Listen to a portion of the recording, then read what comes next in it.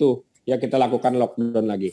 Nah termasuk tadi ya kemarin hari Jumat sore keluar hasil swab ada 3 orang juga ya dari staf kami yang terkonfirmasi COVID-19 ya. Oleh karena itu mau tidak mau kita lakukan lockdown yang ketiga.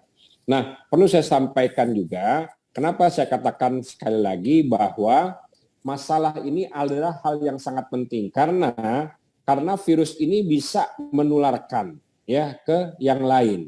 Bukan hanya kita juga bisa ke yang lain. Ya bisa kepada istri atau suami kita, bisa kepada anak kita, bisa kepada keluarga kita, bisa kepada saudara-saudara kita.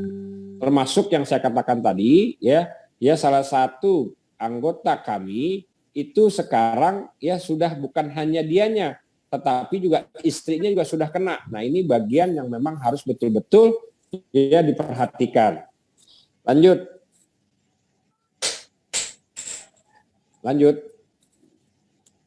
Bapak-bapak, ibu-ibu, ya, kami pernah melakukan pendataan terhadap ini sebelumnya. Yang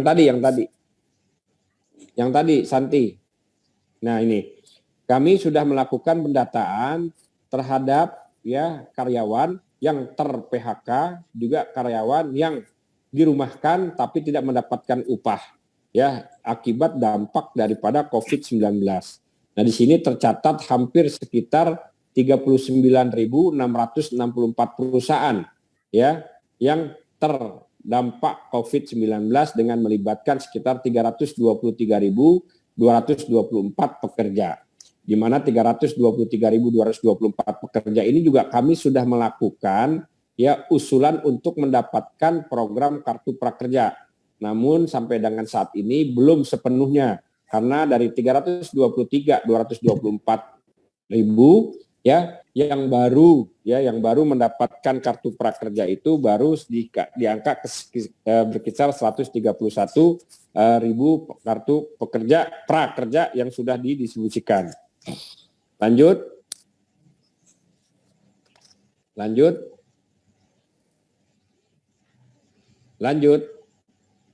Nah, ini ya.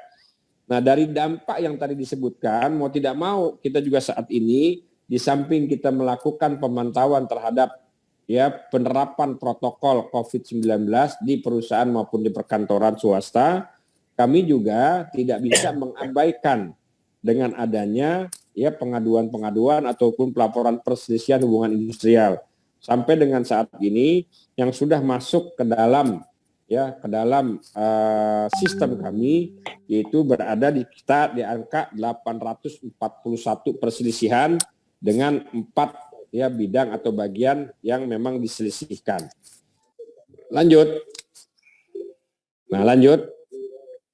Nah, ini stimulus ya di DKI Jakarta ya, baik itu pemerintah pusat maupun pemerintah daerah terkait masalah penanganan COVID-19 dalam rangka pemulihan ekonomi nasional.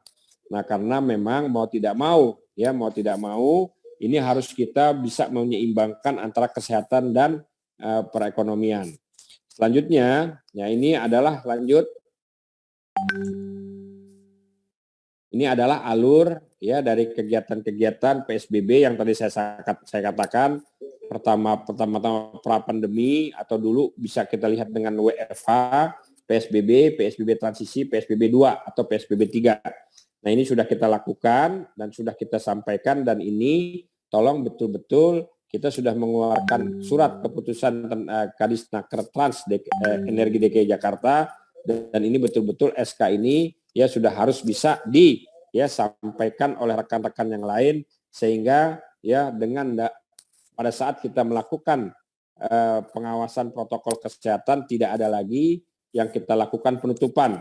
Walaupun sampai dengan saat itu kita sudah hampir 100 lebih dari masa PSBB pengetatan saja sudah kita lakukan perusahaan perkantoran yang kita lakukan penutupan.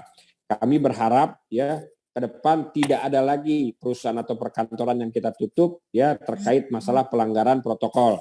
Tetapi kalau memang ada ya yang kita tutup itu semata-mata ya akibat dari karyawan yang terkonfirmasi, itu juga hasil laporan dari Satgas COVID-19 internal perusahaan. Lanjut. Ini regulasi pemerintah Provinsi DKI Jakarta dalam rangka pencegahan penyebaran COVID-19. Ya, selanjutnya langkah Disnaker Trans dan Energi yang tadi saya katakan mengeluarkan SK Kadisnaker Trans Energi ya Provinsi DKI Jakarta nomor 1986 tahun 2020 tentang protokol dan pengendalian COVID di perkantoran swasta, badan usaha milik negara, badan usaha milik daerah, dan tempat kerja. Nah, ini saya kepengen betul-betul bahwa hal tersebut betul-betul ditaati, ya, disiplin dalam melaksanakan kegiatan yang sudah disampaikan dalam SK Kadisnaker Trans nomor 1986. Yakinilah kalau seumpamanya ini sudah dilakukan, sebenarnya bukan untuk kepentingan siapa-siapa, tapi ini semua untuk kepentingan ya masyarakat DKI pada umumnya. Lanjut. Nah, ini kita juga ya sudah membuat semacam bentuk pelaporan, ya kita juga membuat ya bentuk SOP yang harus dilaksanakan. Ini juga sudah mungkin Bapak-bapak, Ibu-ibu tahu ya sudah kita lakukan sosialisasinya terhadap perusahaan maupun perkantoran melalui asosiasi-asosiasi, termasuk di dalamnya di sini yaitu dengan tripartit. Lanjut. Nah, ini ya, ini yang saya katakan tadi ya, kita sudah melakukan ya 813 perusahaan yang kami lakukan penyidakan. Ini pada saat monitoring PSBB ketat ya. Jadi sekali lagi ini pada saat kita melakukan monitoring PSBB ketat ya berarti sudah berjalan hampir 3 minggu kita sudah melakukan pemeriksaan 813 perusahaan yang kita sidak, di mana 147 kita lakukan penutupan sementara. Lanjut. Nah, ini ya kategori yang tadi saya sampaikan bahwa dari 147 perusahaan yang kami tutup, 95 perusahaan karena ya adanya karyawan yang terkonfirmasi COVID. Sedangkan 52 perusahaan ya ini karena melanggar protokol kesehatan pencegahan COVID-19. Kami berharap ke depan ya tidak ada lagi perusahaan yang ditutup, baik itu karyawan yang terpapar maupun yang melanggar protokol kesehatan pencegahan COVID-19.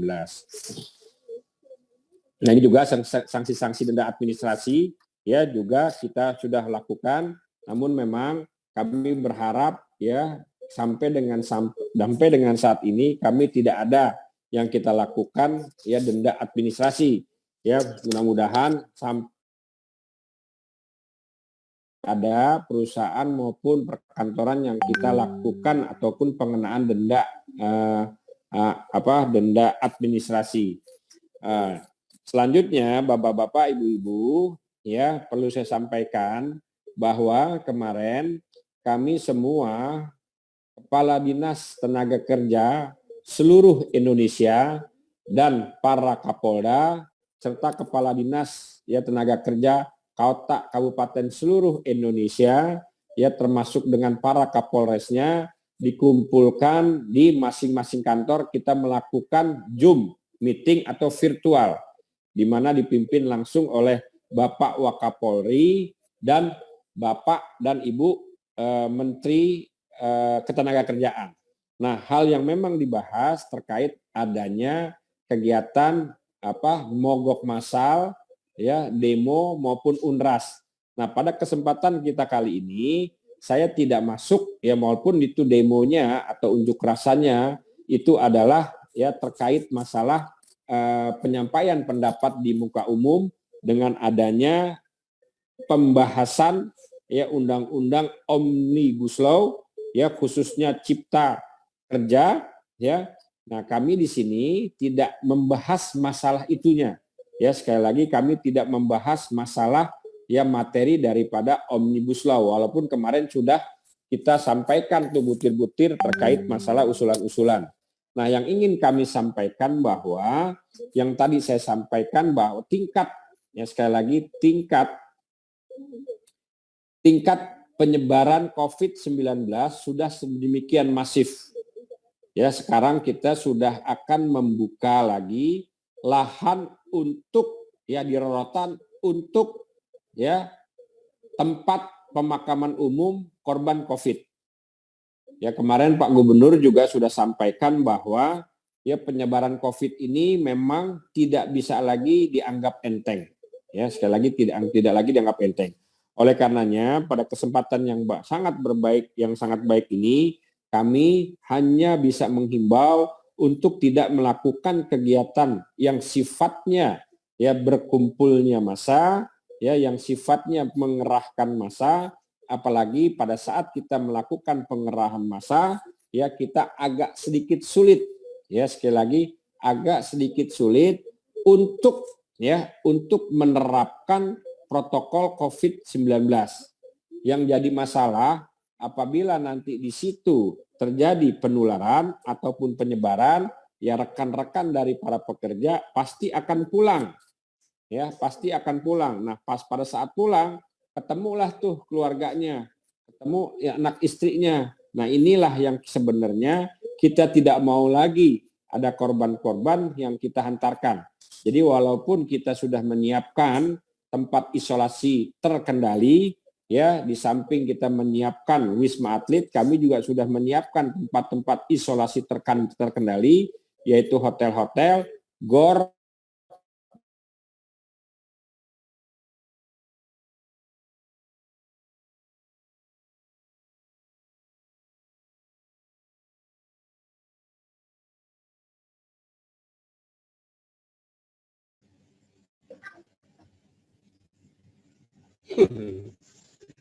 Macet nih.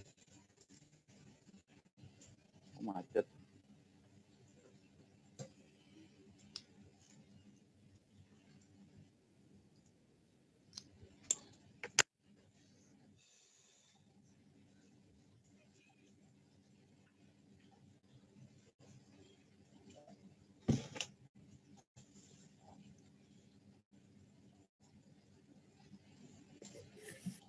Ditra kebanyakan ngopi.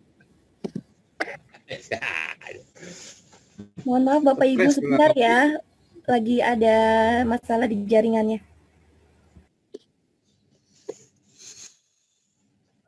Jaringan apa?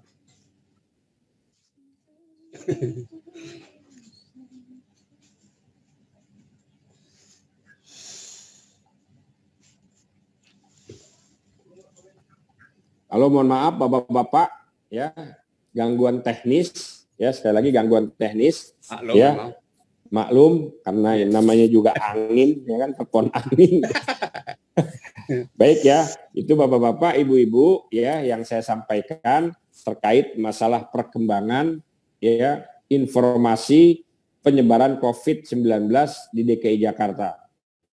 Ya, Bapak-bapak, Ibu-ibu semua sudah tahu ya pimpinan tertinggi ASN di Jakarta sudah menjadi korban, ya rekan-rekan yang lain juga sudah banyak, ada juga camat, lurah juga sudah terpapar semua, ya bahkan sudah mendahului kita. Mudah-mudahan ya COVID ini ya bisa ya kita kendalikan dengan tetap menjalankan atau menerapkan disiplin protokol kesehatan. Sampai dengan saat ini tidak ada vaksin, Bapak-bapak, Ibu-ibu, sekali lagi belum ada vaksin. Kalaupun ini sudah kita lakukan uji coba, ini betul-betul. Tetapi banyak sekali ya anggapan-anggapan ataupun ya opini-opini, ya informasi-informasi terkait masalah vaksin tersebut. Oleh karenanya lebih aman lagi vaksin yang kita harus lakukan yaitu 3M. Yang pertama ya menggunakan masker, yang kedua ya menjaga jarak, dan yang ketiga senantiasa mencuci tangan ya sebelum ataupun sesudah kegiatan yang kita lakukan. Itu vaksin yang paling ampuh ya, yang paling ampuh itu vaksinnya adalah 3M.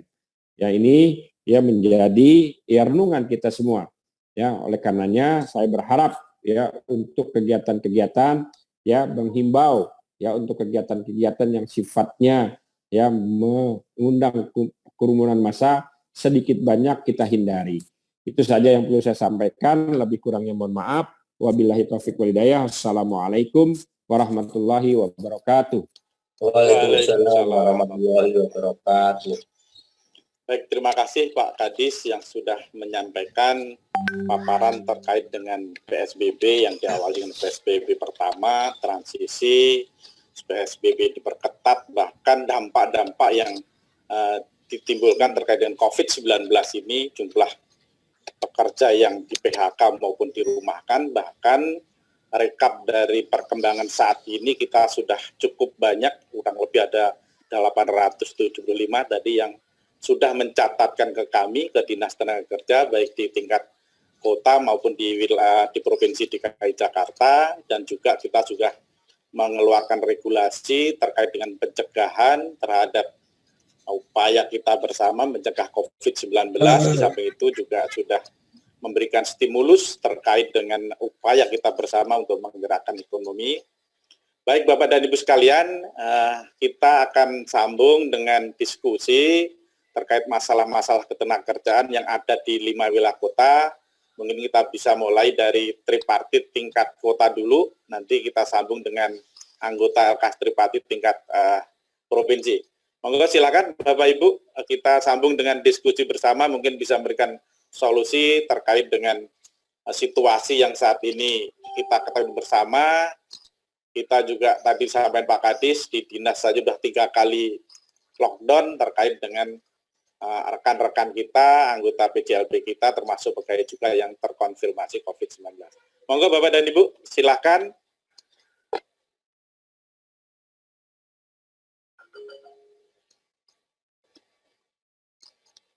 Yang mau sharing, monggo silakan.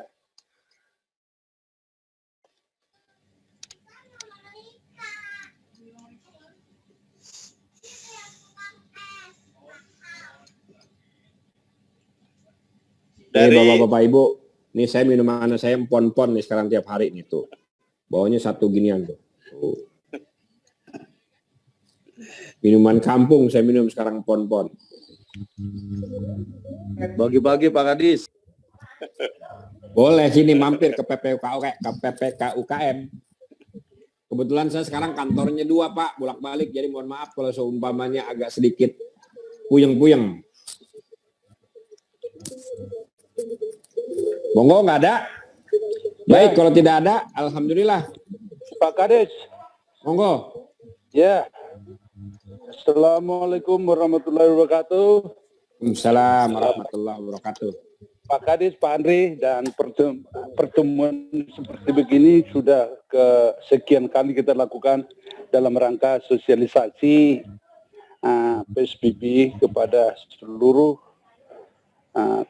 pengusaha, baik itu melalui Dinas Tenaga Kerja maupun selaku Pak Andri, Kepala Dinas Perindustrian. Terima kasih Pak Andri atas kesempatan yang diberikan untuk memberikan penjelasan atau sosialisasi PSBB ini.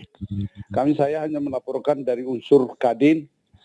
Kami menghimbau kepada teman-teman agar yang ada rencana nanti akan melakukan mogok kerja nasional akibat dilakukannya pembahasan RUU tenaga kerja, kesempatan tenaga kerja. Kalaupun saya sedikit mengatakan apabila melakukan mogok kerja ini, yang sangat berdampak adalah kepada ekonomi masyarakat kita juga. Dan kemudian dampaknya akibat mogok kerja ini juga apa yang dikatakan tadi oleh Pak Kadis, kemungkinan untuk mencegah penularan daripada COVID-19 ini. Kami telah melakukan sosialisasi pemberitahuan kepada para asosiasi-asosiasi yang ada anggota ALB Kadin DKI Jakarta dan menghimbau kepada para pekerja di perusahaannya maupun di tempat-tempat industri lainnya untuk tidak melakukan mogok kerja. Boleh kita lakukan protes terhadap pembahasan RUU ini, namun tidak melakukan kumpulan massa yang nantinya akan COVID ini akan lebih susah untuk kita tanggulangi, seperti apa yang dikatakan Pak Andriansyah, bahwa COVID ini bukan kita anggap lagi enteng, sudah sangat serius untuk melumpuhkan khususnya perekonomian di Provinsi DKI Jakarta. Mungkin Pak Andriansyah atau teman-teman yang ada di pemerintah Provinsi DKI Jakarta, mereka juga sangat-sangat terpukul akibat COVID ini. Kenapa saya bilang terpukul? Mohon maaf Pak Andriansyah, bahwa Kepala Dinas Pak Andriansyah telah dilakukan pemotongan TKD hingga 50%. Ini sangat terpukul kepada teman-teman kita aparat Pemda DKI Jakarta akibat COVID ini. Saya mengimbau, kebetulan saya adalah pengurus Kadin DKI Jakarta dan juga sebagai wakil ketua LKS Tripartit Jakarta Barat, kepada teman-teman para pengusaha agar mensosialisasikan untuk tidak melakukan mogok kerja. Seperti yang tadi, akan sangat berdampak kepada pertumbuhan ekonomi dan juga akan membuat peluang terpaparnya COVID-19. Kira-kira demikian Pak Andriansyah, mohon maaf. Terima kasih. Terima kasih Pak Hotlan Panjaitan ya atas hal-hal yang disampaikan. Ya mudah-mudahan ini menjadi gerakan yang memang sama-sama selaras untuk saat ini ya terkait masalah pencegahan penyebaran COVID-19. Ya, sampai saat ini juga perlu saya informasikan kami di DPRD juga sedang melakukan pembahasan rancangan perda terkait masalah pengendalian COVID-19. Nah ini juga merupakan salah satu konsen dari Pak Gubernur melihat situasi perkembangan penyebaran COVID ya yang memang bisa dikendalikan, tetapi kita betul-betul harus disiplin dalam melaksanakan protokol COVID. Kalau tidak disiplin, waduh agak susah kita. Kita jangan sampai menimbulkan klaster-klaster baru ya. Nah, bapak-bapak, ibu-ibu juga sekarang sudah tahu ya, di negara adidaya pun presidennya sekarang sudah terpapar ya. Ini juga merupakan salah satu pelajaran buat kita semua. Monggo ada yang lain, silakan.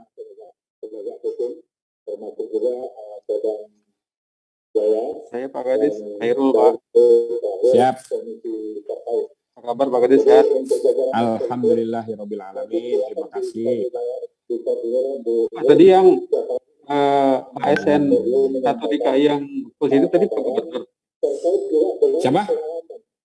Tadi Kepala ASN tertinggi DKI yang kena tadi. Pak Sekda, kan Kepala SN ini kan Pak Sekda. Oh, siap. Siap. Saifullah Pak Saifullah. Siap. Pak Kadis, Pak Hotlan juga dari Kadin itu menyampaikan terkait situasi terakhir ketenagakerjaan di DKI Jakarta. Tadi Pak Kadis juga sudah menyampaikan himbauan dan Pak Hotlan juga tadi sudah menyampaikan himbauan dalam hal ini. Tapi memang sungguh sangat dilema bagi kami sebenarnya Pak. Kami sebagai pekerja sebenarnya kan pusat ketergantungan kami hanya di tempat kami bekerja sebenarnya gitu kan. Nggak ada tempat lain kami sebagai buruh.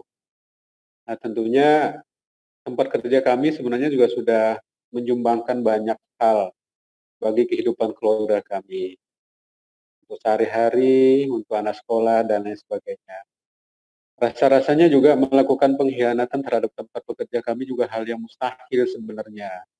Atau mengganggu jalannya operasi tempat kerja kami. Karena situasi saat ini pun mungkin kami masih gajian pun mungkin masih sangat bersyukur Pak Hotlan ya. Dengan minimum operation 40 atau 30 bahkan 50% mungkin hanya untuk mencukupi gajian pokok kami mungkin gitu kan. Itu sebenarnya juga sudah sangat bersyukur.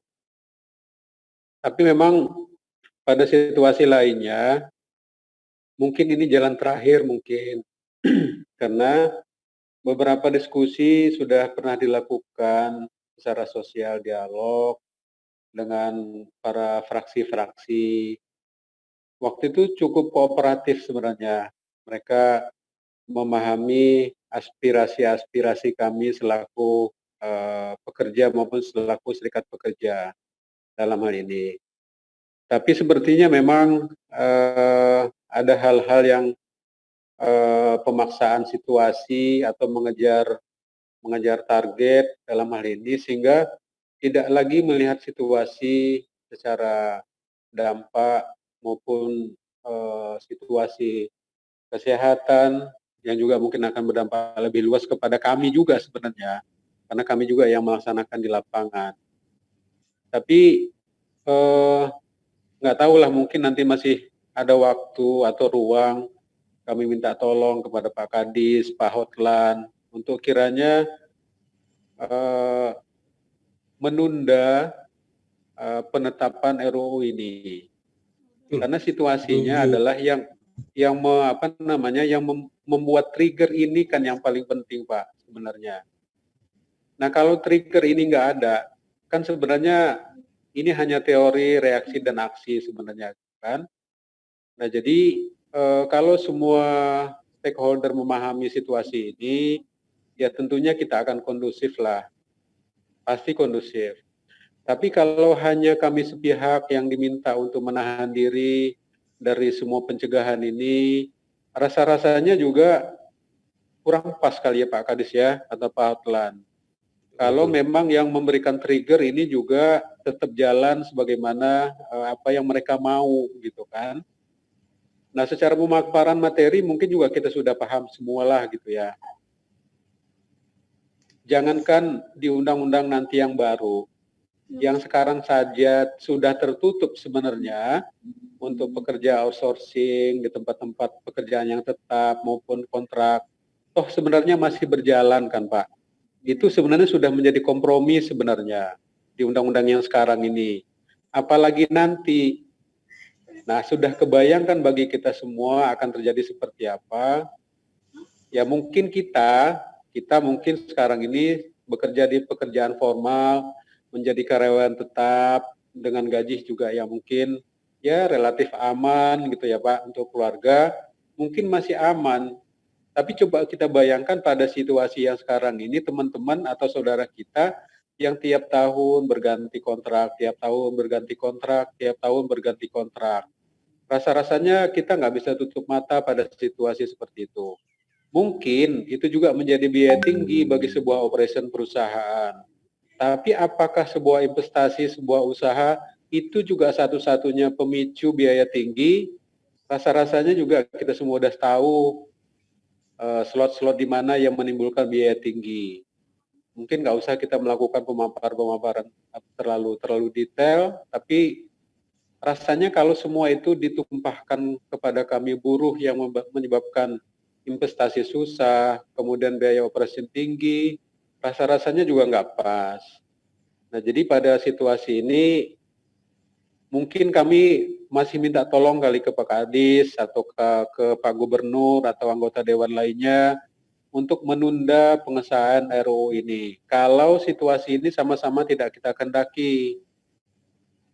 Ya Pak, karena sangat sulit, kami pun nggak mau jadi korban pandemi sebenarnya Pak. Karena kami punya keluarga dan lain sebagainya, punya saudara. Itu mungkin Pak Kadis, Pak Hotlan, terima kasih banyak kesempatannya. Terima kasih. Terima kasih Pak Herul ya yang sudah memberikan masukan. Ya intinya memang ya kita diberikan amanat untuk sekiranya bisa menyampaikan adanya penundaan RUU terkait masalah Omnibus Law khususnya di bidang cipta kerja. Ya Bapak Ibu hadirin hadirat yang berbahagia, ya, wabil khusus Pak Hairul, terus terang saja Pak Hairul ya pada saat kami selesai melaksanakan sosialisasi dengan Wakapolri dan dan Ibu Menteri Ketenagakerjaan, boleh dibilang kami itu terus terang saya itu langsung panggil Pak Pur dan Pak Kadis ya untuk ya mendiskusikan masalah ini. Apakah ini harus saya sampaikan apa adanya ya, karena memang kalau kita tidak sampaikan agak salah juga. Tetapi kalau kita menyampaikan ya, apakah nanti takutnya ada motivasi ya yang memang dialamatkan kepada kami gitu. Tetapi kami akhirnya sudah bersepakat, insya Allah teman-teman dari serikat tidak sampai ya berprasangka tersebut kepada kami. Ya, oleh karenanya ya akhirnya pertemuan ini kami sampaikan ya dengan tadi kami dahulukan terkait masalah perkembangan COVID-19. Ya, nah memang di awal saya katakan tadi ya sifatnya kami itu hanya memberikan masukan, usulan untuk ya melakukan penundaan. Tetapi konsen yang sekarang kami lakukan adalah bagaimana ya kita tidak melakukan semacam kerumunan terlebih dahulu seperti itu. Jadi saya sangat maklum dan paham sekali apa yang disampaikan oleh Pak Khairul ya, sehingga di sini ada keadilan. Jangan hanya pekerja saja yang dikorbankan, tetapi juga ya para pemberi pekerja juga harus bisa menahan diri, terutama dari pemerintah, agar tidak dengan kondisi yang seperti ini yang memang sama-sama kita hadapi terkait masalah pandemi, untuk tidak ya melakukan gerakan tambahan, apalagi melakukan pengesahan daripada RUU ya mungkin nanti itu sebenarnya boleh dibilang itu yang selalu saya sampaikan, apalagi Jakarta ini adalah ibu kota ya, sedikit saja menimbulkan kegaduhan itu nanti ya berdampaknya itu sangat banyak, karena di sini ya memang kebetulan ya kita saat ini sama-sama sedang berada dalam pandemi COVID-19.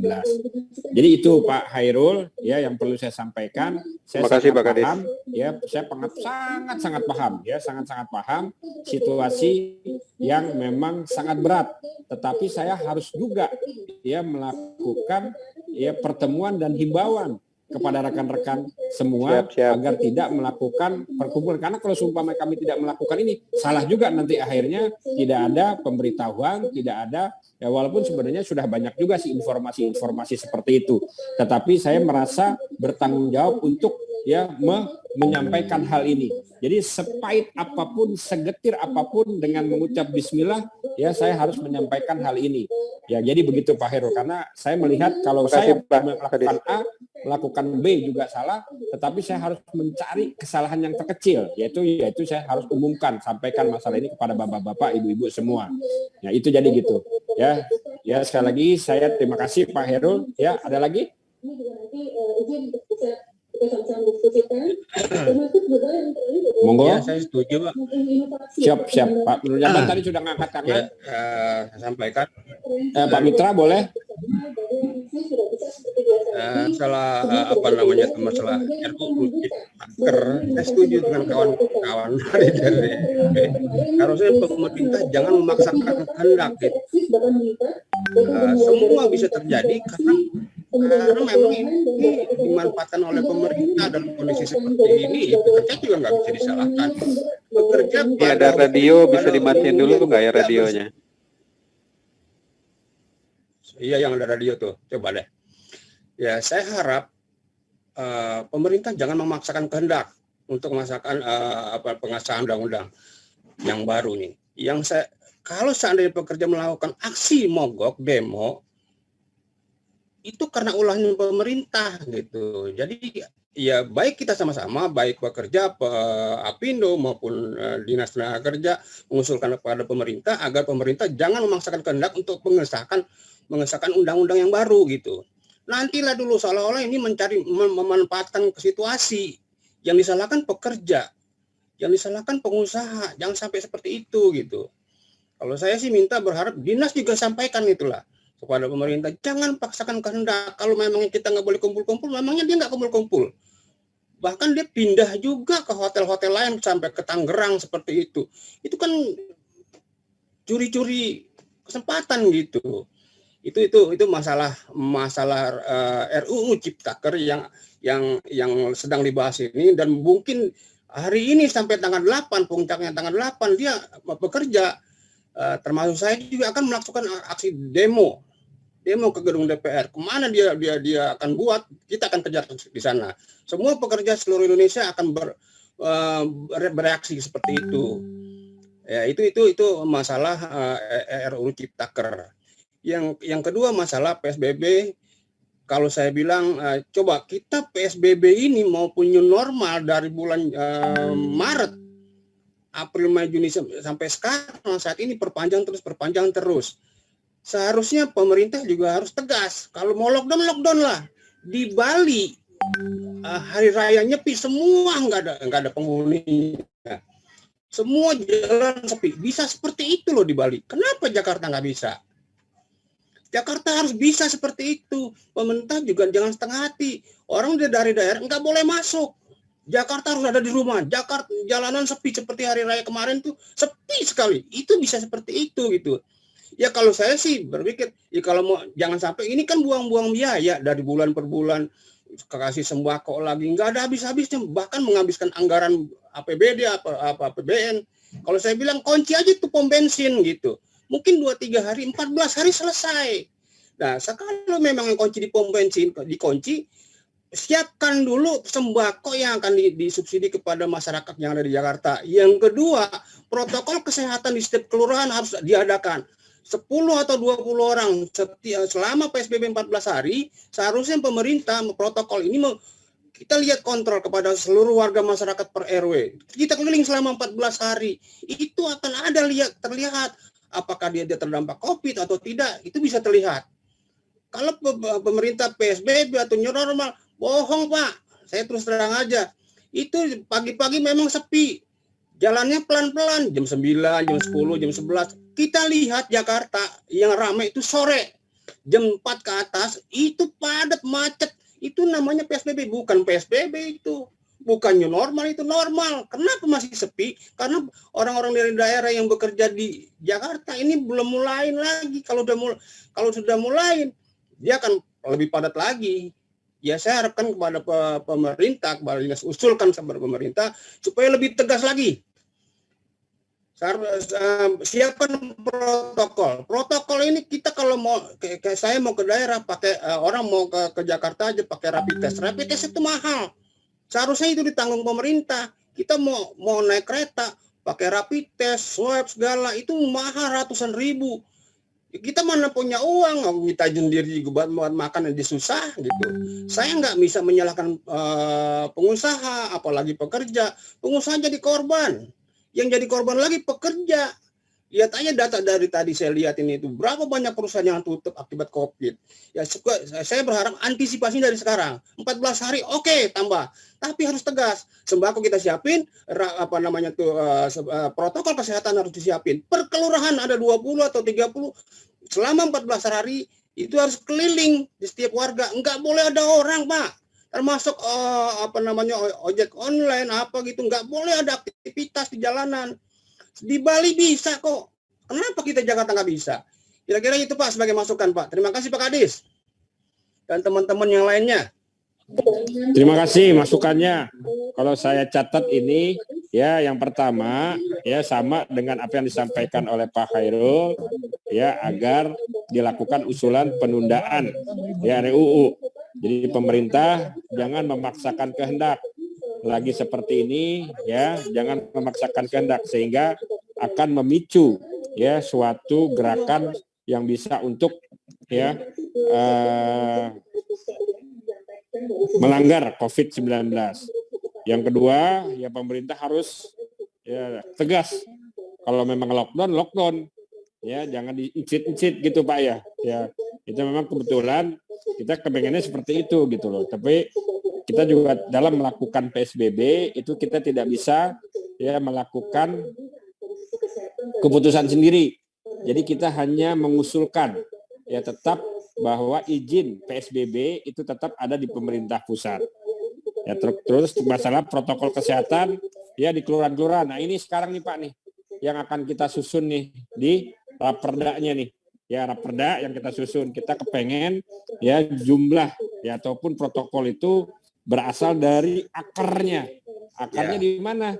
Ya di kelurahan, ya di RW, ya di RT sampai dengan ke tingkat keluarga. Nah ini juga yang sekarang sedang kita bahas dalam raperda. Selanjutnya terkait masalah izin keluar masuk, surat izin keluar masuk sekarang sudah dicabut Pak. Ya sudah dicabut. Ya selama kita melakukan PSBB pengetatan sudah tidak ada lagi ya surat izin keluar masuk. Jadi sudah dilakukan penutupan. Itu saja mungkin yang perlu saya sampaikan. Ada lagi? Monggo. Monggo silakan Pak Nur. Mohon izin. Siapa tuh? Ya. Saya Dadan Pak. Ya boleh. Pak Kadis boleh. Ya, baik, boleh. Terima kasih Pak Kadis. Assalamualaikum warahmatullahi wabarakatuh. Waalaikumsalam warahmatullahi wabarakatuh. Saya Dadan dari DPC MSPLM MSPSI Kota Administrasi Jakarta Utara Pak, yang mewakili LKS di Jakarta Utara.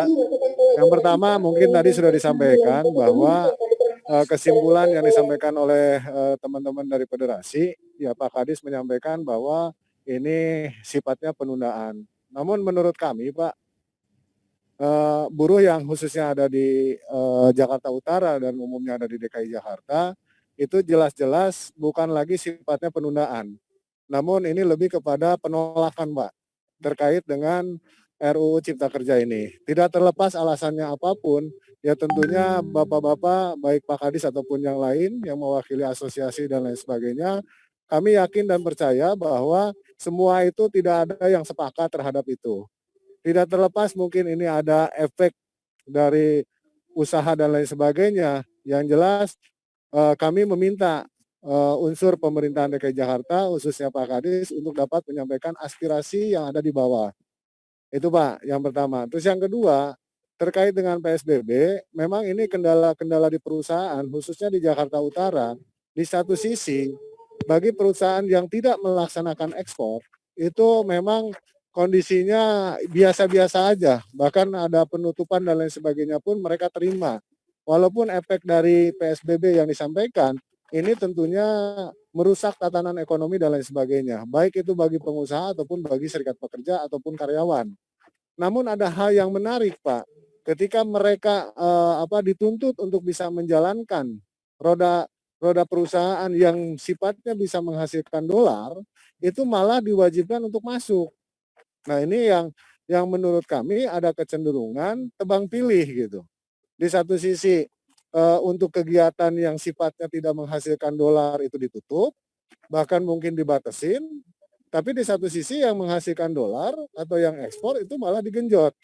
Nah ini mungkin jadi perhatian kita bersama Pak. Ketika memang ekonomi harus berjalan, ini yang lebih menarik seperti halnya di Jakarta Utara. Itu roda perekonomian baik dari pelabuhan ataupun Pertamina dan juga manufaktur, itu di Jakarta Utara itu sangat sentral dan fatal.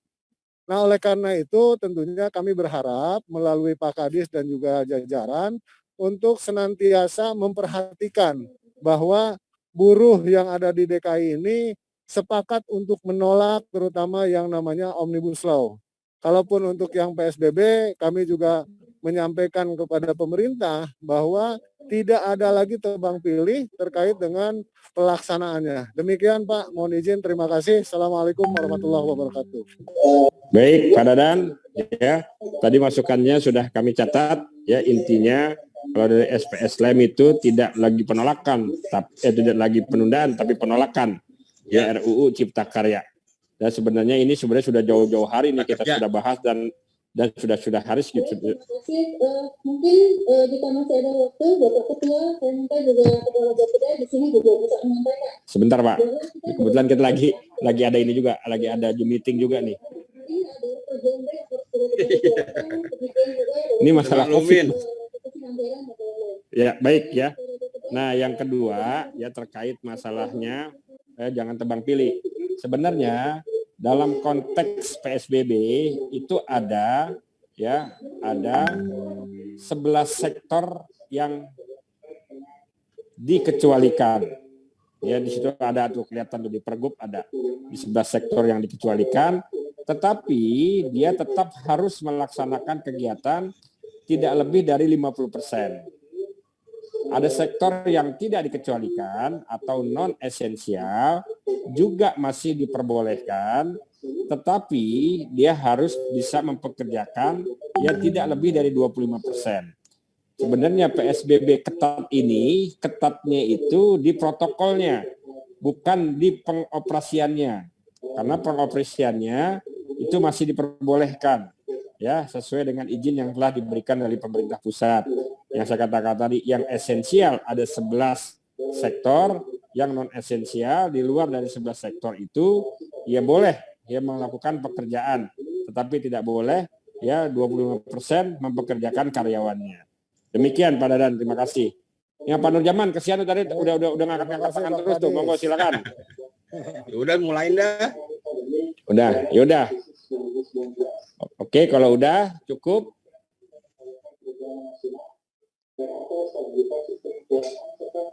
Baik, ya. Kalau tidak ada, ya. Pak Kadis. Ada Pak Kadis ada. Oh ya, monggo silakan, ayo. Ya. Siapa ayo. Dulu? Ya Pak Nurjaman dulu deh. Satu lah itu berdua. Saya dulu Pak. Ya boleh. Pak Nurjaman. Oke, terima kasih. Saya awali dengan Bismillahirrahmanirrahim. Assalamualaikum warahmatullahi wabarakatuh. Selamat pagi menjelang siang, Bapak Ibu sekalian. Pak Kadis, satu hal yang saya akan soroti terkait PSBB. Kalau terkait dengan Omnibus Law, saya nggak komentar karena itu barang masih gaib, belum keluar. Kita baru bisa komentar terkait dengan Omnibus Law itu kalau itu sudah jadi. Kalau belum jadi, saya rasanya nggak perlu komentar dulu. Yang kedua terkait dengan PSBB, bahwa regulasinya bagus, tapi ternyata implementasi di lapangan yang kurang begitu memuaskan bagi kami. Terjadi kendala-kendala di kami. Beberapa hari yang lalu perusahaan anggota kami mengalami penutupan. Yang pertama selama 14 hari kerja karena ada kasus di tempat kami, bukan 3 hari lagi. Ada kasus di satu perusahaan anggota Apindo, lalu kami menutupnya 14 hari. Padahal kan cuma 3 hari, tapi ternyata setelah berjalannya itu 14 hari berjalan, kami sudah masuk lagi, tiba-tiba kemarin ada penutupan lagi selama 3 hari. Nggak ada waktunya, selama beberapa hari itu ditutup lagi, karena bukan karena ada kasus terbaru, tetapi karena protokolnya tidak melakukan jumlah kapasitas pekerja 25%. Yang jadi pertanyaan, bahwa kami dengan melakukan 50% saja pekerja yang masuk dalam satu perusahaan harus memberi makan yang 50%. Itu pun nggak cukup. Boro-boro ada margin kami untuk survive juga ada untung. Nah tiba-tiba saat ini harus dilakukan selama atau sebanyak 25%. Artinya secara matematis kami harus memberi makan yang 70%. Yang 25% harus memberi makan, harus menggaji teman-teman yang dirumahkan dan keluarganya oleh 20%. Lebih parah lagi kalau begitu. Nah, kami yang pertama minta solusi kepada Bapak, karena ini regulasi ada di Dinas Tenaga Kerja. Regulasi seperti apa yang harus kami lakukan? Apakah diperkenankan kami untuk tidak bayar upah? Edaran Menteri Tenaga Kerja melarang untuk tidak bayar upah. Harus dibayar upah, kami nggak cukup. Apa yang akan kita lakukan? Berdamai, udah nggak bikin lagi berdamai saat ini. Agak sulit. Nah, yang kedua, pertanyaan dari dunia usaha ini yang terjadi, apakah kapasitas itu yang 50% atau 20% itu dari kapasitas building atau dari kapasitas pekerja? Misalnya, satu gedung karyawannya 10 orang. Pada itu gedung, kalau ditarik dengan kapasitas kemampuan luasnya gedung, bisa mencapai 50 orang. Nah, yang jadi pertanyaan, apakah yang 50% itu dari kapasitas buildingnya atau jumlah tenaganya? Nah ini yang jadi beda penafsiran. Sedangkan kami menyampaikan kepada teman-teman itu bahwa yang dibaca itu mesti kapasitas buildingnya, bukan jumlah orangnya. Kata kami lah di sini sekretariat itu 3 orang sekretariat staf kami. Lalu kami harus WFH umpamanya 50%, tinggal 1 orang Pak. Pada gedung kita gede. Nah ini ambil simulasi seperti itu. Nah itu kira-kira yang menjadi pertanyaan kepada dari teman-teman pengusaha anggota kami terkait dengan kapasitas buildingkah atau kapasitas orangnya. Pertama, yang kedua bagaimana tanggung jawab yang kami rumahkan. Karena yang 20% bekerja itu harus memberi makan yang 70%, mana bisa cukup. Solusinya apa seperti apa begitu Pak? Terima kasih. Assalamualaikum warahmatullahi wabarakatuh. Waalaikumsalam. Mungkin kita satu lagi dulu ya, satu lagi dulu. Kebetulan saya setelah ini habis dari Dinkes, Satpol PP, dari KSD, saya juga harus melakukan paparan di depan hadapan para anggota DPRD walaupun pakai Zoom. Ya satu lagi biar nanti saya jawabnya sekalian. Ya, tapi kalau seumpam boleh. Saya Hamid dari LKS Jakarta Pusat. Temannya Pak Nurjaman nih jadi pasti kalau saya dulu. Oke, monggo silakan. Tapi setelah ini nanti kalau mau diterusin lanjut, tapi nanti sama Pak Pur ya. Oke, lanjut. Ya. Karena di sini juga ada Pak Pur dan ada Pak Kadik. Monggo silakan. Di mana? Hah? Siapa dulu? Saya dulu. Ayo saya mau izin Pak Teguh. Saya ya. Halo. Hamid ya. Bismillahirrahmanirrahim. Assalamualaikum warahmatullahi wabarakatuh. Salam sejahtera untuk kita semua. Alhamdulillah kata yang paling pantas keluar dari mulut kita. Tidak ada kata yang paling pantas keluar dari mulut kita selain alhamdulillah. Terima kasih atas Zoom meeting hari ini. Ini banyak pembahasan yang kita bahas terkait pandemi COVID-19 dampaknya di DKI Jakarta. Yang pertama saya harus sampaikan ke Pak Hotlan kalau teman-teman di Snaker TKD-nya dipotong 50%, pekerjaannya dipotong bahkan lebih dari 50%, bahkan ada yang tidak dibayar tuh. Ini untuk informasi saja. Artinya kalau teman-teman di kantor Kadis akan terpukul dengan TKD-nya dipotong, teman-teman pekerja banyak yang babak belur, termasuk pengusaha juga pasti babak belur gitu ya. Itu yang pertama. Yang kedua, kami setuju gitu PSBB dan pengetatan PSBB itu dilaksanakan di Provinsi DKI Jakarta. Cuma tadi memang dari teman-teman serikat buruh, saya juga dari perwakilan serikat buruh, menyampaikan ada ketidakadil bahkan pelaksanaan kerumunan gitu ya. Artinya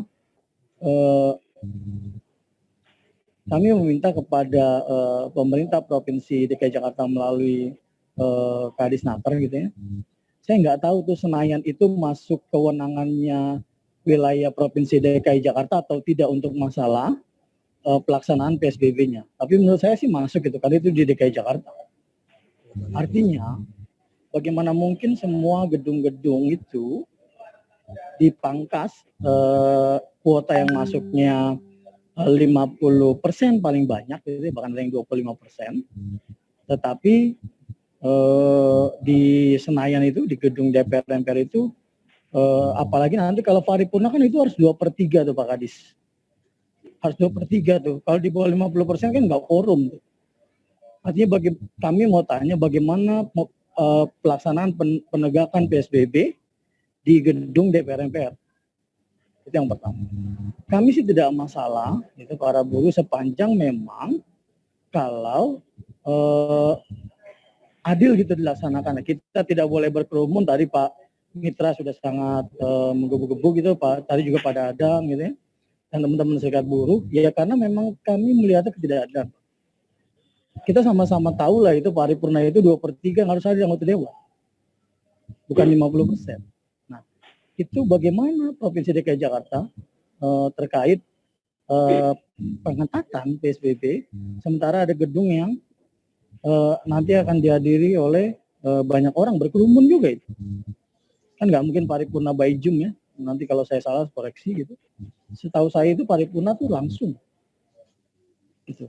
Dan kalau tadi harusnya dihimbau juga Pak Kadis, nggak cuma menghimbau ke pemerintah agar tapi menghimbau juga ke sekretariatan gedung DPR MPR untuk tetap menjaga protokol kesehatan dan tetap melaksanakan PSBB ini. Itu yang kedua.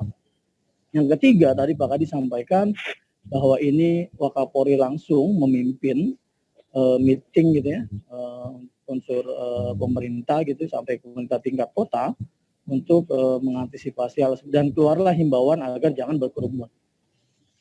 Harusnya juga pemerintah juga menghimbau kepada gedung di Senayan itu, gedung DPR agar tidak berkerumun juga.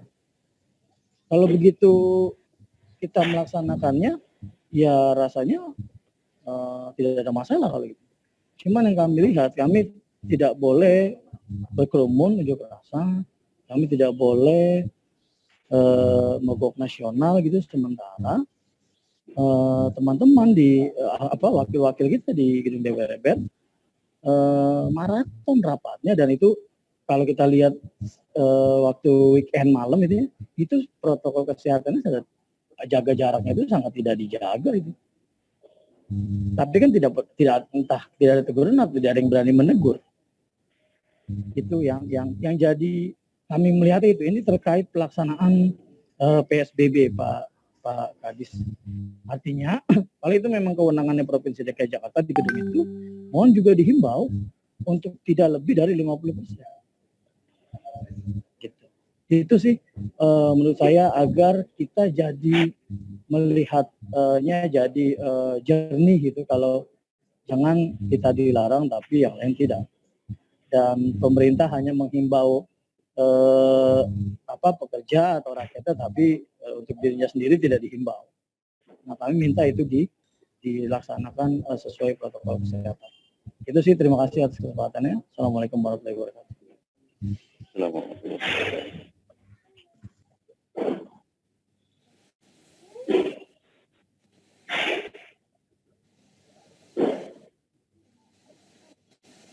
Mohon izin Bapak Ibu, Pak Kadis bergeser ke rapat DPRD DKI. Mohon izin Pak Pur untuk memimpin rapat. Baik, terima kasih Bapak dan Ibu. Kami ada Pak Kadik, nanti kita sharing, jadi ada beberapa hal yang terkait dengan PSBB nanti biar kita saling mengisi. Pertama terkait kewenangan PSBB, mungkin. Halo Pak Kadik, monitor ini? Mohon izin Pak Kadik.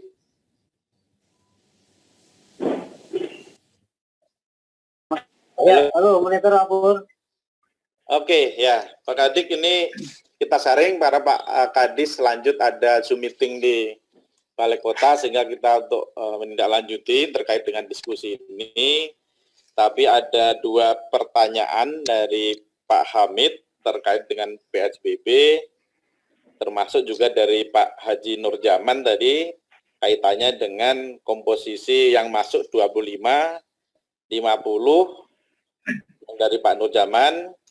Yang kedua dari Pak Hamid terkait dengan PSBB di DKI, termasuk enggak ini menjadi kewenangan kita di Pemprov DKI, karena apa?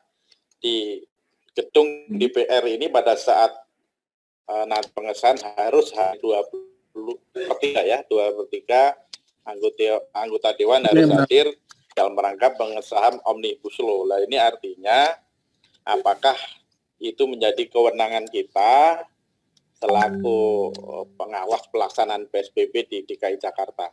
Mungkin kita sharing Pak Kadik, monggo Pak Kadik. Ini ada Pak Kadik sudah bergabung nih Pak.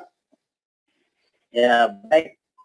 Ya baik, terima kasih Pak Pur. Jadi saya langsung saja Pak Haji Nurjaman nih, orang tua saya ini pada sedikit dulu gitu ya. biar kita sama-sama nyaman komunikasinya. Jadi benar Pak Nurjaman, tetapi apa yang Bapak tadi dari semua pemahamannya sama, bahwa di Pergub 88 ini sebetulnya kita lebih kepada bagaimana mempersempit, ya, mengurangi adanya kerumunan. Itu adalah pokoknya. Nah, sehingga ada pembatasan bagi yang non esensial itu 25%, bagi yang esensial 50%. Nah, di dalam ketentuan ini pemahamannya adalah batasan kapasitas jumlah orang, ya, kapasitas jumlah orang paling banyak 25% dalam waktu yang bersamaan. Artinya ini Pak Nur dan Bapak Ibu sekalian, kalau selama ini pekerja kita memang 50, maka hanya diizinkan seperempatnya yang bekerja dari kantor, bekerja di kantor. Selebihnya itu melaksanakan pekerjaan di rumah. Di aturan yang sebelumnya, bahwa di PD sebetulnya bekerja dari rumah, tetapi begitu kita tidak bisa melakukan dari rumah, maka diberikan kesempatan di dalam keputusan ini. Oke, kalau demikian 25%-nya saja yang bekerja dari kantor, yang sisanya tetap bekerja. Jadi bukan tidak bekerja, yang 75% ya bekerja di rumah. Jadi tidak berarti tadi bahwa yang 25% itu menghidupi yang 75. Ini pemahaman dari pada saat kita penyusunan Pergub ini. Nah, lalu di industri misalnya, kalau di dalam satu shift itu misalnya 50, ya, di mana contohnya misalnya 100, maka di dalam shift tadi ya hanya diizinkan 50%-nya dalam satu shift-nya itu.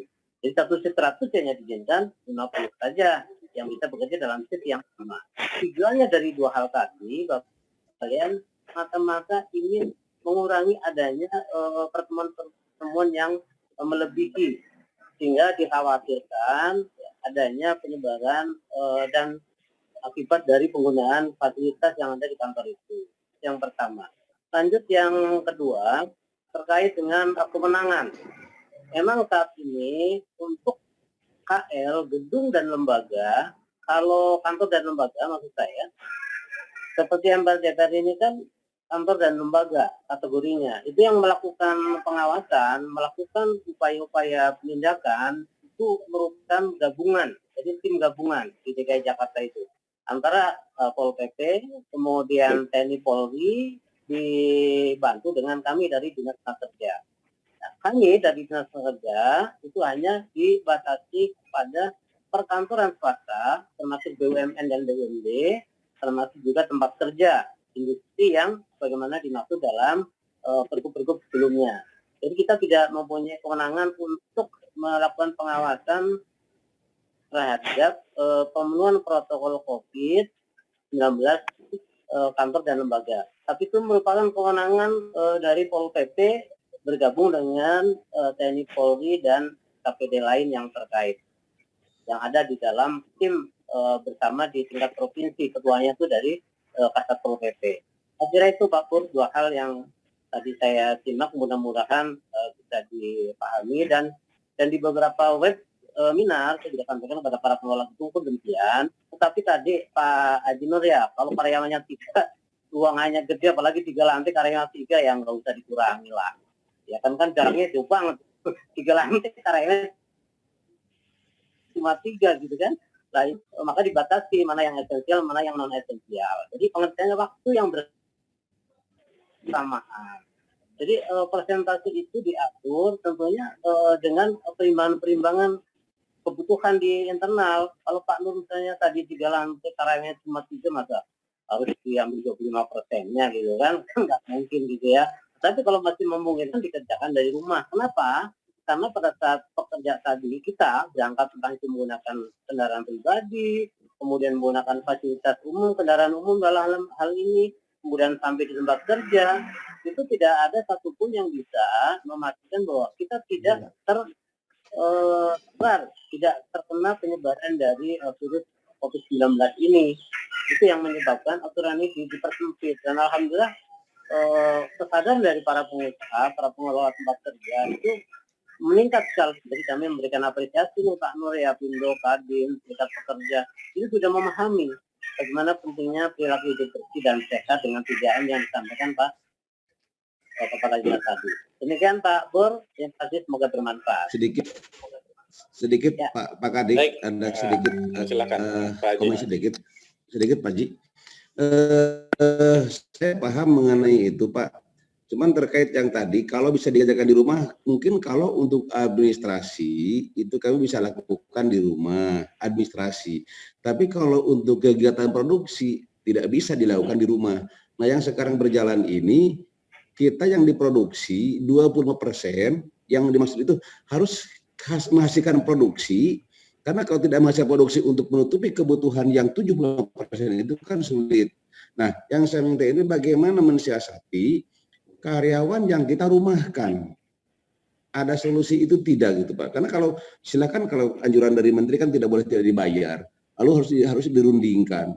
Nah, perundingan ini yang mungkin nggak terjadi, yang bakal beres gitu Pak.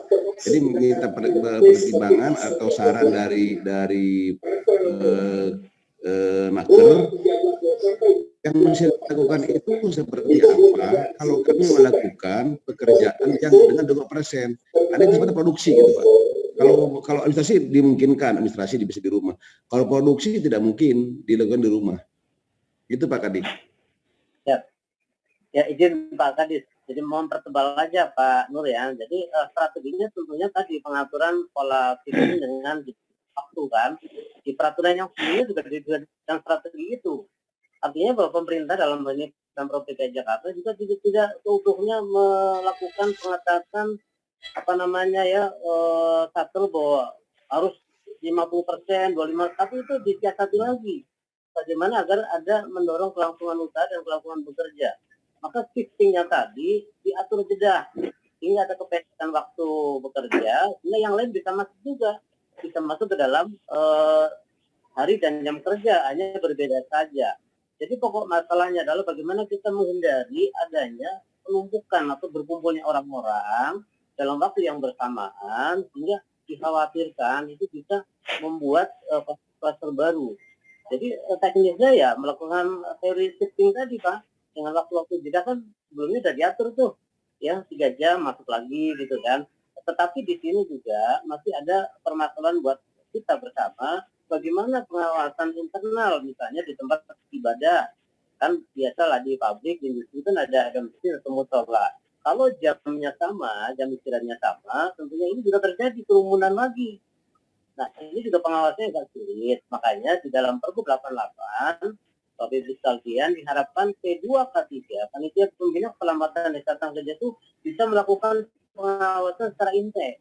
Ya setiap hari melakukan patroli, sesi patrol sehingga bisa dikawal sedemikian rupa hal-hal yang kita khawatirkan itu mudah-mudahan tidak terjadi. Jadi intinya itu Pak Nur ya. Tapi kalau terkait dengan strategi ekonomi, itu tidak di ranah saya nih.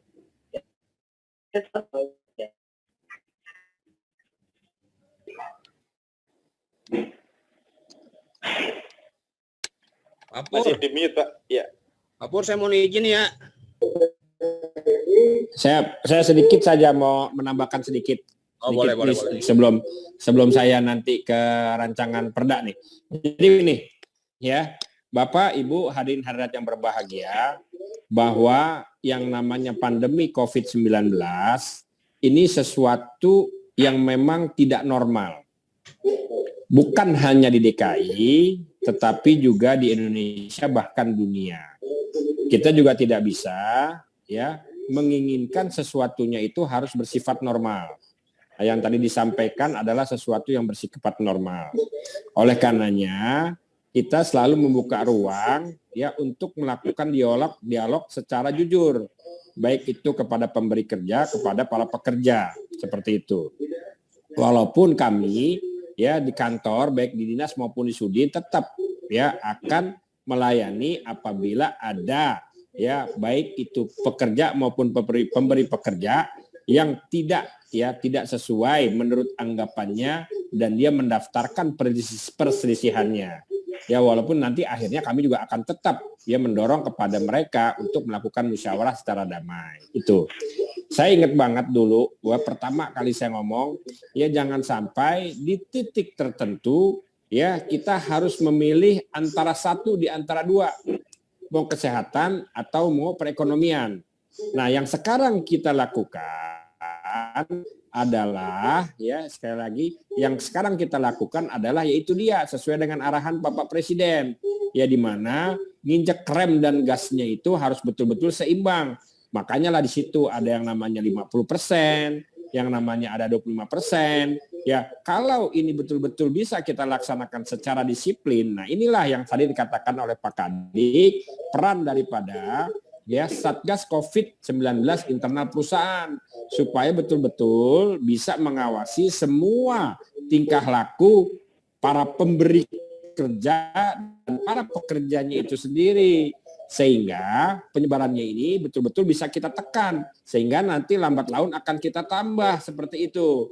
Jangan malah justru sembarangnya kemarin pun sebenarnya pada saat kita melakukan pembahasan ya PSBB ketat itu sebenarnya tidak ada lagi tuh esensial non esensial. Non esensial betul-betul jelas-jelas tidak boleh. Tetapi dengan pertimbangan-pertimbangan yang memang betul-betul kita kaji dan mendapatkan masukan dari berbagai macam pihak, itulah keluarlah yang namanya angka 25%. Jadi masih tetap diperbolehkan.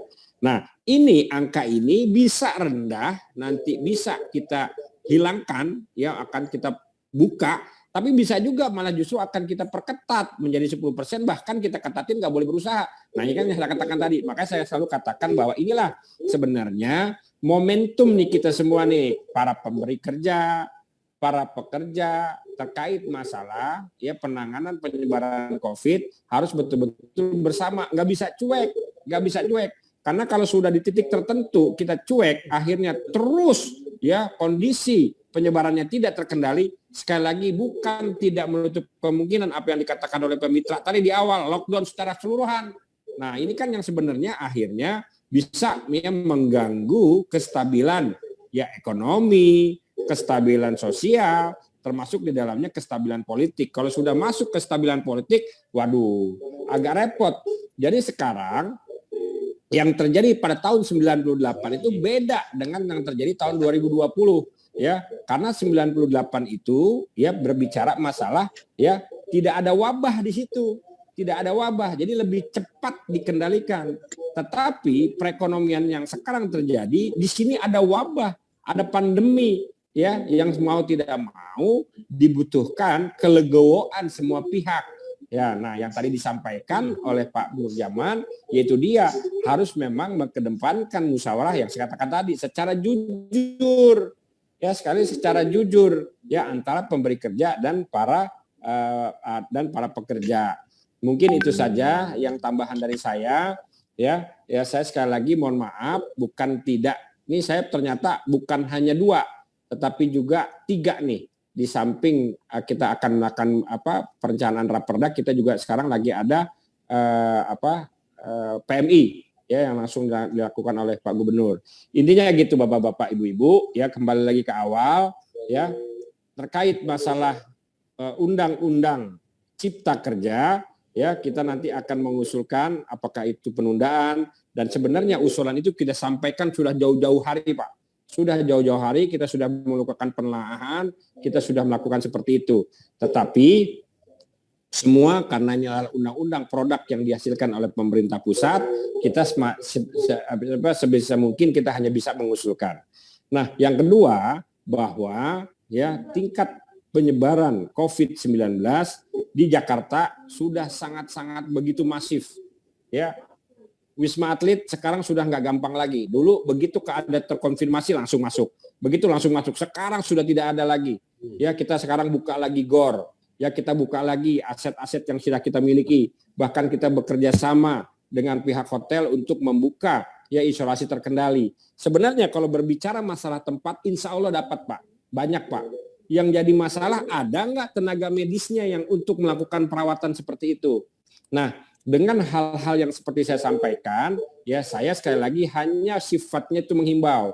Yang seperti saya sampaikan pada saat di depan, pada saat Pak Hairul sampaikan, kami ini agak bingung. Kami sampaikan salah, tidak sampaikan salah, akhirnya kita sampaikan. Nah, oleh karena itu, hal yang kami sampaikan yaitu dalam bentuk himbauan. Ya, himbauan kenapa? Yaitu tidak melakukan ya kerumunan pada saat pandemi COVID-19. Kenapa?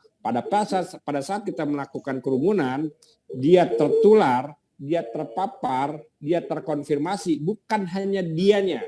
Sekali lagi, bukan hanya dianya. Dia nanti pulang, dia besoknya bekerja, dia nanti ngobrol-ngobrol sama tetangganya. Itu yang memang dari awal-awal Pak Gubernur selalu tekankan. Ya, untuk virus COVID-19 bukan hanya virusnya yang menjadi musuh, tetapi penyebarannya. Ingat, tanggal 11 Maret diumumkan 2. Ya, 2 yang terkonfirmasi. Sekarang sudah Maret, April, Mei, Juni, Juli, Agustus, September. 6 bulan sudah di atas mendekati 300.000. Sudah mendekati di angka 270 ribuan sekian. Bagaimana kalau startnya di angka 270 ribuan? Itu saja yang memang saya hanya mengajak merenungkan. Ya, terkait masalah yang tadi disampaikan, saya sangat-sangat paham. Ya, situasi kondisinya itu sangat-sangat paham. Tetapi ya, saya mempunyai kewajiban untuk saling mengingatkan, untuk selalu menjaga taat disiplin terhadap COVID-19. Nah, salah satunya yaitu hindari kerumunan. Sekali lagi, hindari kerumunan. Kalau sudah berkerumun, saya bisa pastikan tidak akan ada lagi di situ protokol. Awalnya mungkin bisa. Ya, tetapi kalau sudah berkumpul sangat tidak lagi bisa dijamin penegakan protokol. Bapak-bapak, ibu-ibu, hadirin yang berbahagia, saya ucapkan terima kasih atas kehadirannya. Ya, Pak Kadis, ya, Pak Kadis, ya, kami setuju Pak Kadis. Maka dari itu tadi saya juga bilang agar Pak Kadis juga menghimbau di DPR agar jangan berkumpul juga Pak Kadis. Jadi sama-sama himbauan. Tadi Pak Kadis menjawab itu bukan kewenangannya, rasanya kalau menghimbau agar jadi seimbang, harusnya dihimbau juga, kan itu biar bagaimanapun ada di wilayah Provinsi DKI Jakarta. Kan ya. Kalau paripurna itu kan 2/3 Pak Kadis. Harusnya tidak boleh itu melampaui kapasitas. Itu sih Pak Kadis, terima kasih. Siap, terima kasih Pak. Diingatkan. Ya, insya Allah nanti saya akan berkoordinasi dengan Satpol PP. Namun yang jelas kalau himbauan seperti itu saya rasa tidak hanya dari pemerintah daerah, ya rekan-rekan yang lain juga, mungkin dari tokoh-tokoh agama, tokoh-tokoh masyarakat, banyak sekali himbauan-himbauan untuk tidak melakukan berkumpulnya masyarakat yang bisa menyebabkan penyebaran COVID-19. Terima kasih Pak, terima kasih atas masukannya. Ya, sekali lagi saya ucapkan terima kasih untuk semua rekan-rekan yang hadir di sini. Ya, semua yang sudah bisa meluangkan waktu untuk hadir di sini, baik itu dari para pengusaha maupun dari para pekerja ya yang terkumpul dalam tripartit, baik itu tripartit yang ada di dinas maupun tripartit yang ada di Sudin. Saya sangat memahami bahwa sebenarnya kita mempunyai ya tekad yang sama, tetapi ya mungkin karena kebetulan saat ini kita dalam situasi pandemi, mau tidak mau ya kita harus bersama-sama melaksanakan protokol secara taat dan disiplin. Ya, sekali lagi secara protokol dan taat disiplin. Itu saja yang perlu saya sampaikan. Lebih kurangnya mohon maaf, saya mohon pamit. Kalau mau diskusi monggo diteruskan. Ada Pak Pur, ada Pak Kadik. Ya, wabillahi taufiq wal hidayah. Wassalamualaikum warahmatullahi wabarakatuh. Waalaikumsalam warahmatullahi wabarakatuh.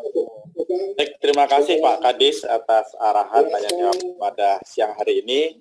Baik Bapak dan Ibu sekalian, kalau memang masih ada yang perlu didiskusikan, kami siap untuk diskusi bersama Pak Kadik berkaitan dengan protokol pencegahan COVID, kalau memang ada hal-hal yang perlu kita diskusikan atau kita sharing bersama. Monggo silakan. Masih ada lagi Pak Herbert? Oh, boleh Pak Mitra. Oke, makasih Pak Mitra. Iya, makanya saya mau pamit, mau ada rapat nih. Oke, ya lanjut. Ya, nggak apa ya.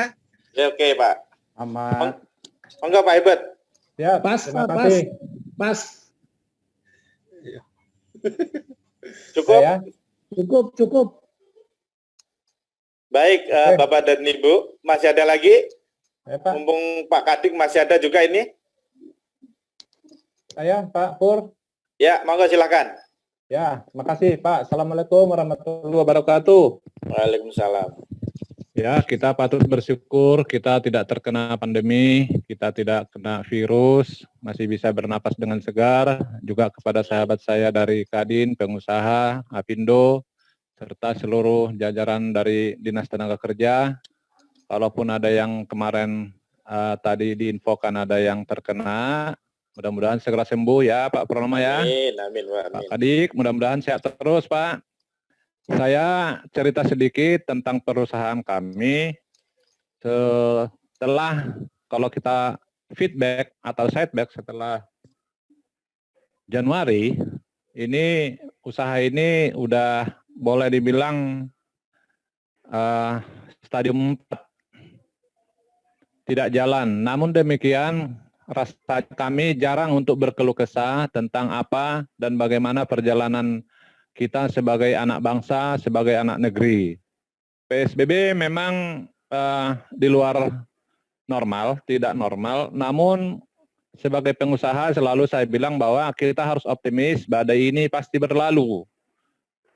Baru-baru ini kantor kami, karena kami juga bergerak di bidang konstruksi juga kena razia, jadi disuruh tutup yang di Jakarta Selatan. Ditutup ya kita maui, kita turuti aja. Karyawan kita suruh kerja di kantor semua, lalu kantor dibersihin semua. Namun karena komitmen kita bahwa ini harus kita bersama-sama bergandeng tangan, kita turuti, bersihkan kantor, semprot kantor, kita turuti semua. Dan patut disyukuri hari ini kantor kami sudah buka lagi yang di Jakarta Selatan. Terima kasih atas sarannya dan arahan dari Pemda, khususnya di Snaker yang banyak dari Jakarta Selatan. Pak Purnomo dan Pak Kading, sebagai pengusaha, kita mungkin berharap dari Bapak supaya diskusi-diskusi kita berikutnya mungkin beda topik tentang pembahasan tenaga kerja. Kalau boleh dibantu juga kami pengusaha ini, bagaimana meningkatkan imun perusahaan. Mungkin dengan lembaga-lembaga yang bisa membantu, mungkin dengan BUMN yang ada di Jakarta, mungkin dengan BUMD di Jakarta, supaya perusahaan yang notabene-nya UMKM bisa juga disubsidi oleh mereka. Baru-baru ini kami Kadin rapat juga dengan Pak Wagub, dipanggil juga itu beserta Kepala atau Direktur BPD Bank DKI. Dari Bank DKI dikasih peluang bahwa kami bisa minjam uang, namun harus ada SPK dari Pemda. Nah, untuk mendapatkan proyek kan sangat tidak mungkin. Namun kami yakin Pak Purnomo, Pak Kading, solusinya bagaimana ini? Supaya kita mungkin minimal satu meja dulu atau satu forum dulu di Zoom seperti ini. Itu mungkin yang saya sarankan. Semoga saran yang di luar normal ini, Dinas Tenaga Kerja mungkin kita arahkan untuk membantu ekonominya, untuk perusahaannya. Ya, namanya di luar normal, namanya tidak normal ya. Jadi mudah-mudahan ini dianggap normal juga. Tentang komitmen PSBB, kami dari Kadin sepakat dan selalu mendukung apapun keputusan Pemda, Pemprov DKI Jakarta, khususnya Dinas Tenaga Kerja, bahwa kita harus bersama-sama bergandeng tangan semua. Pemerintah, pengusaha juga pekerja, supaya kita bisa mengalahkan masalah COVID ini. Begitu dari kami. Assalamualaikum warahmatullahi wabarakatuh. Waalaikumsalam. Baik, terima kasih Pak Ebert. Jadi kami apresiasi sehingga konstruksi sesuai dengan regulasi, dengan petugas kami yang di lapangan, alhamdulillah bisa berjalan lagi.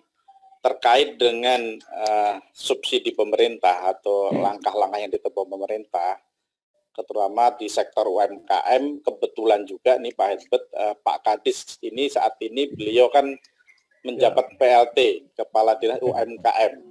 Nah nanti di session berikutnya kita akan buatkan juga Zoom meeting, kita langsung hadirkan dari narasumber UMKM. Jadi apa sih stimulus-stimulus yang diberikan oleh pemerintah, terutama dari sektor UMKM, sehingga bisa membantu teman-teman pengusaha yang bergerak di bidang UMKM. Kebetulan banget nih Pak, nanti kita akan catat dan sampaikan, nanti kita akan siapkan, mungkin kita ketemu dulu, tim kecil gitu, nanti kita persiapkan bagaimana nanti arahnya ke depan terhadap kebijakan subsidi untuk sektor-sektor UMKM. Mungkin itu ada lagi Bapak dan Ibu. Pak Kadis, Pak Kabid, sedikit 2 menit Ya boleh? Pak Haji, ya monggo. Jangan Pak Nur terus. Begini Pak Kabid, ada sedikit apakah ini masuk di ranahnya Naker atau enggak, tapi judulnya bahwa pekerja kan saat ini menerima bantuan dari pemerintah. Bantuan apa namanya lah, BLT kalau orang kampung bilang, yang 600.000 per orang per bulan, yang sekarang sudah cair di tahap pertamanya. Saya nggak tahu apakah dinas ikut terlibat nggak di situ, atau maksudnya dinas tenaga kerja di bawahnya di provinsi atau sampai ke kota terlibat nggak dalam verifikasi. Nah, kenapa ini masih banyak dari teman-teman usaha juga yang lapor, masih ada yang mereka ajukan, tetapi sampai saat ini belum ada yang 100% cair. Misalnya ada masih tersisa 10 orang, tersisa 5 orang gitu. Nah, saya juga kira-kira apakah ada keterlibatan atau ikut verifikasi dari Dinas Tenaga Kerja ke kementerian atau tidak. Gitu Pak Haji, terima kasih. Baik, makasih Pak Haji Nur Jaman. Perlu kami informasikan Bapak Ibu sekalian bahwa yang menyangkut dengan Dinas Tenaga Kerja pertama terkait dengan kartu prakerja. Nah, itu memang dari awal kita yang diikut sertakan untuk mendata. Bahkan tadi disampaikan Pak Kadis di awal di paparannya bahwa kita sudah ada 323.000 sekian. Itu hanya 2 tahap dan waktunya hanya 3 hari. Sehingga waktu itu minta data, itu kita buka link, alhamdulillah segitu banyak. Akhirnya nggak boleh lagi sama kementerian. Dan itu yang kita store ke kementerian, akhirnya diambil di take over oleh Kementerian Perekonomian. Sehingga selanjutnya mendaftar melalui link, dan ini kami memfasilitasi, baik di tingkat dinas maupun di Sudin 5 wilayah kota. Dan alhamdulillah kita terdata kurang lebih 131.000 pada sampai tahap ke-6 kalau nggak salah. Nah, itu yang ada, dan mereka nanti akan mendapat subsidi 600.000 per bulan. Di samping itu, mereka juga mendapatkan pelatihan yang besarnya secara online, besarnya kurang lebih ada 1 juta. Dan mereka ada transport 150.000 untuk mencari kerja. Artinya memang selama 4 bulan mereka dapat 600.000 plus yang 150.000 untuk transportnya. Yang kedua, kami juga ada namanya subsidi upah yang ada melalui BPJS, data BPJS. Itu sebenarnya kami tidak secara langsung mendata, tapi dari perusahaan maupun dari kami yang ada di SKPD, kami ada namanya PJLP, itu juga kita menyetorkan data ke BPJS. Dengan menyetor data itu nanti BPJS akan memberikan subsidi upah bagi pekerja yang upahnya di bawah 5 juta selama 4 bulan, dan itu diberikan 2 tahap, yaitu sebesar 1.200.000 dan tahap berikutnya adalah 1.200.000. Yang berikutnya juga ada namanya BLT, ini khusus untuk industri Pak, untuk UMKM, serta UMKM khususnya pedagang kaki lima, itu melalui Dinas Koperasi dan UMKM. Dan ini merupakan program nasional juga di bawah Kementerian itu Koperasi. Nah, tapi mendaftarnya melalui Dinas UMKM. Itu juga sudah berjalan di Dinas di bawah Pak Kadis juga, yang kebetulan tadi saya sampaikan, beliau lagi PLT. Setahu kami itu Pak Haji, jadi ada 3 itu, jadi tadi disampaikan memang besarannya rata-rata sama Pak, 600.000. Rata-rata juga 4 bulan. Jadi makanya ini Pak Haji yang disampaikan adalah subsidi yang mana nih? Jadi ini ada 3 program dari pemerintah pusat. Secara tidak langsung memang kami ikut serta di dalamnya untuk mensupport data maupun menginformasikan ke pengusaha yang karyawannya upahnya di bawah 5 juta dan mereka masuk anggota di BPJS Ketenagakerjaan. Mungkin itu Pak Haji. Ya bantuan upah yang di bawah 5 juta itu Pak Haji. Ya. Yang melalui BPJS Ketenagakerjaan ke pesertaan masuk dalam kepesertaan di BPJS Ketenagakerjaan. Nah ini masih banyak yang ngasih info ke kami. Sudah cair tapi masih ada tertinggal 5-10 orang lagi rata-rata. Nah gitu kira-kira. Apakah ada keterlibatan dari Naker? Tidak ada gitu untuk yang itu secara langsung BPJS yang meng-hire datanya Pak, bahkan nanti membuat pernyataan bahwa bertanggung jawab dengan data yang ada. Memang itu verifikasinya langsung ke Kementerian Ketenagakerjaan, yaitu Rembang nanti ke PHI, setelah oke baru nanti ditransfer ke masing-masing pekerja. Memang selama ini itu menjadi keluhan juga, kami di SKPD banyak PJLP kami yang belum menerima Pak. Tadi belum semuanya, ada beberapa sehingga kami menghimpun Pak di SKPD kita nih, di pemerintah yang masuk BPJS yang belum, nanti akan kita infokan ke BPJS di mana dia mendaftar Pak. Dan itu akan disampaikan ke kementerian, dari kementerian nanti akan memverifikasi lagi siapa yang belum dapat Pak. Semua begitu Pak Haji. Ya, terima kasih Pak. Pak Pur, boleh saya nambahkan Pak Pur? Monggo silakan. Baik, terima kasih. Assalamualaikum warahmatullahi wabarakatuh. Waalaikumsalam. Terkait dengan DSU yang bantuan subsidi upah, itu saya kemarin untuk wilayah Jakarta Selatan sudah berkoordinasi dengan BPJS. Jadi diinfokan oleh BPJS bahwa data yang dikirim sudah valid dan memang ini hanya menunggu proses tahap pencairan Pak Nurjaman. Jadi untuk Selatan kemarin sudah saya koordinasikan dengan BPJS apakah data-data ini sudah benar-benar valid, karena ada yang belum terima juga gitu kan. Sebagai contoh di PJLP kami juga ada yang belum terima. Nah kemarin sekaligus saya tanyakan untuk seluruh di wilayah Jakarta Selatan. Dijawab bahwa semua data sudah diverifikasi dan sudah valid, jadi memang tinggal nunggu proses pencairan saja Pak. Informasi demikian Pak Pur. Terima kasih. Derajat atas masukannya, kita saling sharing sehingga bisa menjadi pemahaman kita bersama untuk menindaklanjuti di lapangan. Baik, monggo Bapak Ibu, masih ada yang perlu kita sharing? Cukup?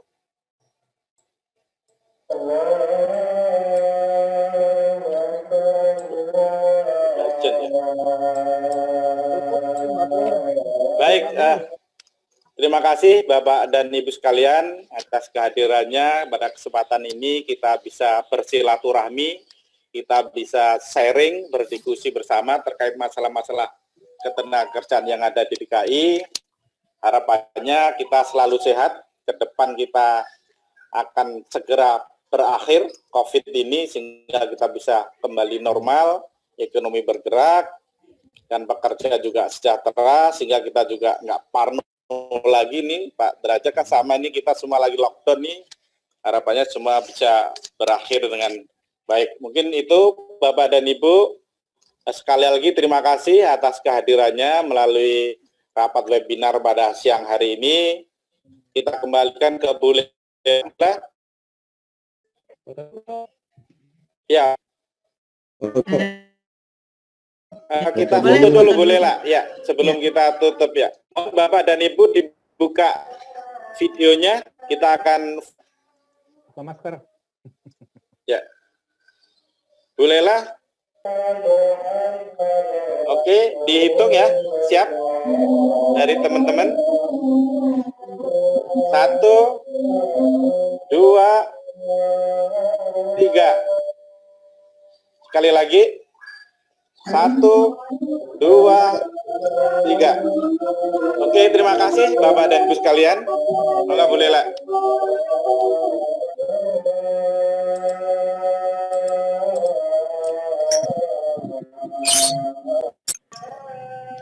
Baik, terima kasih Pak Purnomo. Mohon izin Bapak dan Ibu, mengingat jam juga sudah menunjukkan hampir pukul 12 dan pertemuan kita tadi sudah berjalan dengan baik, dialog interaktif antara Bapak dan Ibu anggota LKS Tripartit Provinsi DKI Jakarta cukup sangat menarik sekali dan mudah-mudahan pada pertemuan kali ini bisa bermanfaat dalam pelaksanaan hubungan industrial di Provinsi DKI Jakarta, sehingga apa yang kita harapkan harmonisasi di antara semua pihak dapat tercipta walaupun pada masa pandemi COVID-19 sekarang ini. Akhirnya kami dari penyelenggara mengucapkan banyak terima kasih atas perhatian, kehadiran, dan juga partisipasi Bapak Ibu semuanya. Mohon maaf atas segala kekurangannya, dan juga tak lupa juga kita panjatkan puji syukur alhamdulillah. Semoga Allah Subhanahu wa Ta'ala selalu merahmati dan melindungi Bapak Ibu semua dalam melaksanakan tugas sehari-hari. Wabillahi taufiq wal hidayah. Wassalamualaikum warahmatullahi wabarakatuh.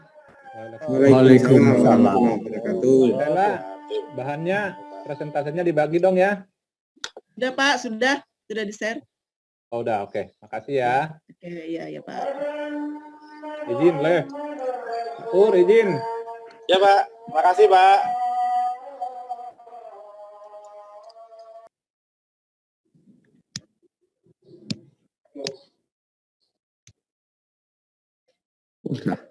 Udah, tutup.